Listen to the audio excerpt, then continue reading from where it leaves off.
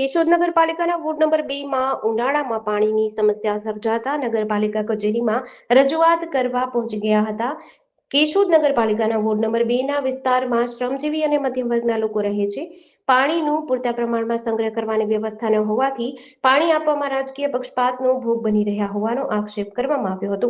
સામાન્ય રીતે પછાત વિસ્તારમાં વિકાસના આવશ્યક સુવિધાઓ ઉપલબ્ધ કરાવવા વધારાની ગ્રાન્ટ ફાળવવામાં આવે છે, પરંતુ છેલ્લા 25 વર્ષથી આ વિસ્તારના સદસ્યો સામાન્ય રીતે વિરોધ પક્ષના હોય, જેના કારણે પૂરતા પ્રમાણમાં સુવિધાઓ ઉપલબ્ધ થતી નથી. સામાન્ય રીતે દરેક વિસ્તારમાં ઓવરહેડ ટાંકીઓ અને સમ્પ બનાવેલા છે, ત્યારે જૂના ગામતળ વિસ્તારમાં હજુ કુવા અને બોર દ્વારા લગભગ પાણી વિતરણ કરવામાં આવે છે. એમાં પણ વાલમેનની મનમાની અને જો હુકમી ઉપરાંત વાલ ખોલવાના ઓજાર રેઢા પડ્યા હોય, ત્યારે રાજકીય આગેવાનો જનપ્રતિનિધિઓ પોતાના લાગતા વળગતા વિસ્તારમાં પાણી વિતરણ કરી આપતા હોવાની ફરિયાદો સાંભળવા મળે છે.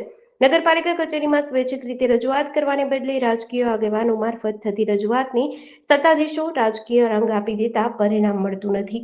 કેશોદ નગરપાલિકા આવશ્યક સુવિધાઓ ઉપલબ્ધ કરવા બંધાયેલી છે, ત્યારે કાયમી ધોરણે ઉકેલ માટે હકારાત્મક અભિગમ અપનાવવામાં આવે તો શ્રમજીવી મધ્યમ વર્ગના લોકો રાહતનો શ્વાસ લઈ શકે છે. મારું નામ જયાબેન મુકેશ સુડાસમા. અમે 2 નંબર વોર્ડમાંથી આવીએ છીએ નગરપાલિકામાં અને પાણીની સમસ્યા લઈને આવીએ છીએ. 2 વર્ષથી સતત અમે પાણીની સમસ્યા લઈને આવીએ છીએ. અમારે પાણીની બહુ તકલીફ છે. પીવાના પાણીની અત્યારે 6-7 દિવસો સુધી પાણી નથી આવતું. એવા માટે અમે આવ્યા છીએ કે અને અમારે મુંડિયા વાયુની અમારી સમસ્યા છે. 2 વર્ષથી મુંડિયા વાયુનું કામ રોકાયેલું પડ્યું છે. વારંવાર આવીને અમે એમ કહીએ કે મુંડિયા વાયુ ચાલુ કરો, તો કે બસ 2-4 દિવસમાં થઈ જાય, 2-4 દિવસમાં થઈ જાય. અત્યારે મુંડિયા વાયુનું કોઈ જવાબ કઈ દેતા નથી. મુંડિયા વાયુના પાણીથી જ અમે અત્યાર લગી પીએ અને વાપરવામાં મળતું હતું અમને.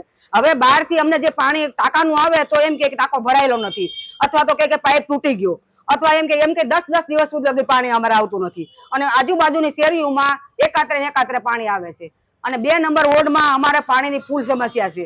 એટલે અમારે રજૂઆત કરવાની ઈ જ છે કે અમારે પાણીની આ સમસ્યા દૂર કરો. અગાઉ અમે 2 વર્ષથી સતત અમે આવીએ છીએ અને ઉનાળો આવે ત્યારે અમારે બહુ પાણીની તકલીફ હોય છે. પીવાનું પાણી નહીં, વાપરવાનું પાણી નહીં, અમે હેરાન થઈ ગયા છીએ. અત્યારે અમારા ઘરની અંદર ગોળામાં એક તબુડી પાણી નથી, એક ગ્લાસ પાણી નથી. બાજુ જ્યાં ત્યાં મોરમાંથી પાણી મંગાવીને અમે પીએ. અને અત્યારે અમે વાટ જોઈને બે કે આજે પાણી આપશે, કાલે પાણી આપશે, અમારે વાટ જોવાની રહે. મનીષભાઈ ઈશકભાઈ જેઠવા ઉર્ફે બલ્લુ, વોર્ડ નંબર 2 માં રહું છું. ભટફળીઓ અમીનભાઈ છે, અનીફભાઈ છે, બધાને રિક્વેસ્ટ કરું છું. આ 2 વર્ષથી આ મને પાણી ખરાબ આવે છે, છતાં હું રિક્વેસ્ટ કરું તો કોઈ મને જવાબ આપતું નથી.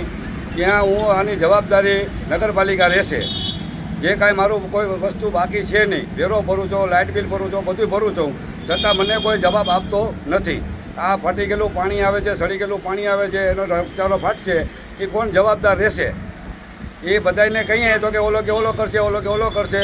કોંગ્રેસ છે, ભાજપ છે, બેયને રિક્વેસ્ટ કરું છું, કોઈ મને જવાબ આપતું નથી. મુસ્લિમ સમાજ છે, એ મારો સમાજ છે, મારા ભાઈઓ જ છે, છતાં પણ એને રિક્વેસ્ટ કરું તો એમ કહે છે કે ભાઈ આ પાણી ભલાઈનું આવે છે, આ મોરું પાણી તમને મળશે, મીઠું પાણી નહીં મળે. તો મોરું પાણી પણ ગંદકીવાળું આવે છે, મીઠું પાણી પણ ગંદકી આવે છે. તમારી શું માંગણી છે? મારો સમસ્યા, મારી માંગણી છે, સરકાર મારી મા બાપ છે, મને આનો નિર્ણય આપે.